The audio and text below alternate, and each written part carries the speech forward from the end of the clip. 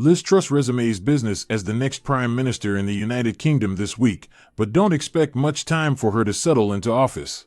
People's living standards are predicted to fall by an unprecedented 10% over the next 2 years, driven by rising prices of energy and other goods.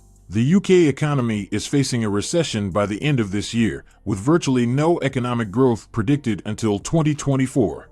According to forecasters, the country's inflation, which is currently at a 10% rise, could double, hitting public sectors like policy, deduction, and health, which are currently under a lot of pressure due to government-tight finances. Disregarding long-term structural problems in terms of inequality, productivity, and economic growth.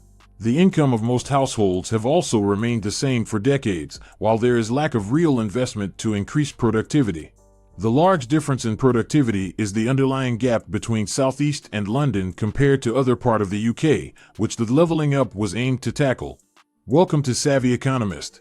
In this video, we will discuss present economic issues surrounding the UK and the new economic policies. Please watch, like, and share this video. Drop your comments and observations below and subscribe to the channel for more videos like this. Let's dive right in.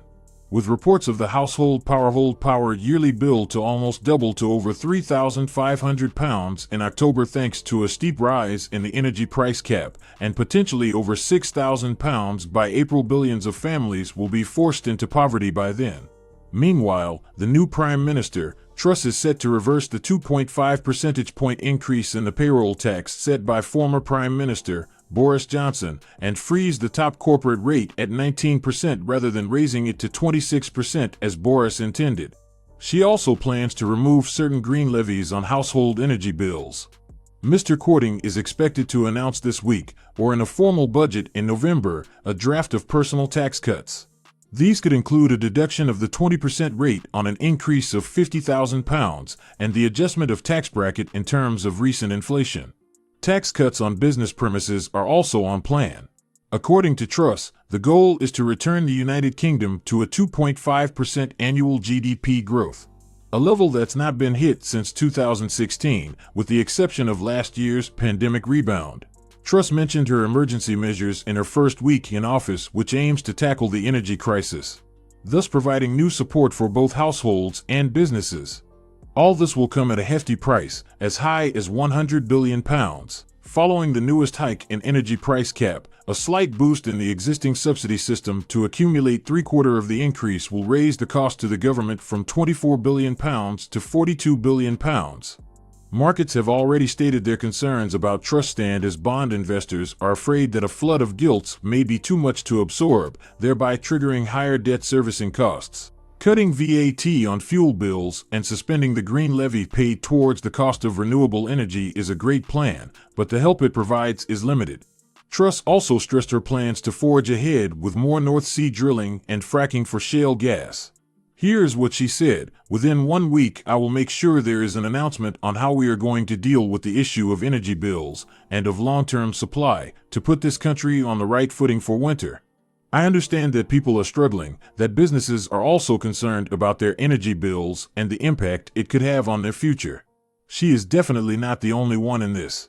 Her team on Sunday discussed plans to freeze electricity and gas bills with industry leaders. The energy cost is absorbing about 1/10 of household spendings, pushing about half of the UK population into fuel poverty. Britain's high-tax, low-deficit fiscal scolds claim to be stewards of the pound and gilts, but the real threat to the exchange rate and the marketability of British government debt is a failing economy.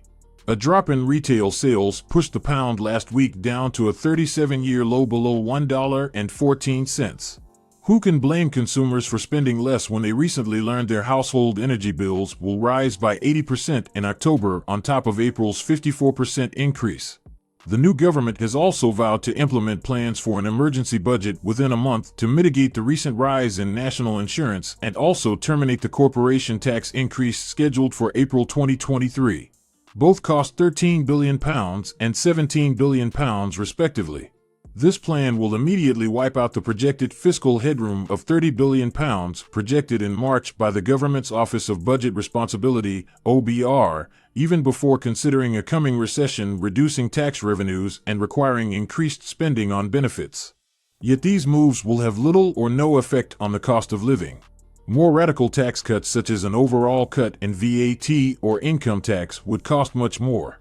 For instance, Truss's suggestion of a 5% cut in VAT duty would cost £38 billion. The same government is bent on weakening the fiscal rules that have previously guided spending decisions. Many economists believe that stimulating the economy with big tax cuts and extra spending would further increase inflation. It will also push the Bank of England to increase interest rates higher and do more damage to growth. There is also the government debt, which already stands at 100% of GDP. However, Truss has argued that since rivals like the US and Canada are more indebted, it is of no consequence for the UK to raise debt higher. More so, it will further reduce its spending capacity. According to the OBR forecast, the government's annual debt interest payments are to hit £83 billion in 2022. That's over 3% of GDP and almost about the whole education budget. Consequently, it may lead to higher debt repayment, especially if foreign investors become reluctant to finance UK loans. Also, since the pound is already hitting an all-time low, not seen since the 80s, UK economy is low on confidence. Even though the new government argues that the revenue from the huge tax cuts will boost the economic growth and further increase tax revenue and cut the deficit in the future. In my opinion, Truss is right to have identified these long-term economic problems such as low growth and productivity. But every post-war government has tried to boost productivity with limited success. It's not convincing enough that just cutting tax can answer the entire problem. Take the US for example. The US attempted to do something similar under Ronald Reagan. US tax cuts in the early 1980s did not work as thought. Instead, it stoked inflation because the government spending wasn't cut and the public deficit expanded. The Federal Reserve under Paul Volcker was forced to raise interest rates sharply, curbing inflation but causing the Volcker recession.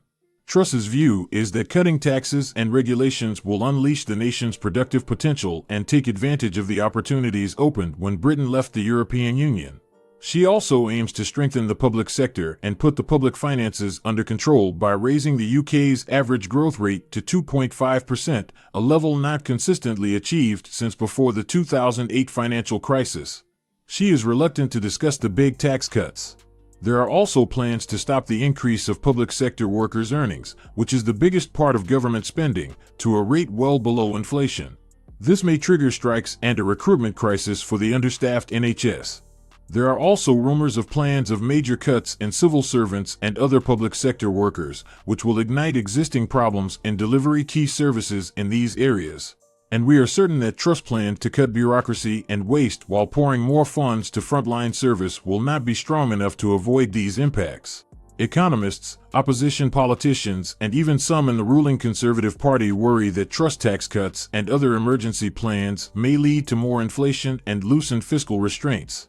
She may also face pressure to pump more money into the state, including schools and hospitals. They also need to make billions of pounds to get plans into full swing. The decisions made will not only affect the economic situation of every household in the United Kingdom, but also the fate of the new government as it faces a general election within the next 2 years. Truss's strategy to turbo-boost the UK economy is indeed different in both design and necessity. But will it pay off? The value of the pound has recently fallen to its lowest level against the dollar in almost 4 decades now, and the market is already nervous about the UK's prospects. As one from the UK, what do you think about Liz Truss' economic policies and her general handling of his duties as Prime Minister? How has your view of the country changed since Truss detailed the new policies? Please drop your thoughts and observations below. As a new channel, we need all the help we can get. To support us, please watch, like, and share our videos.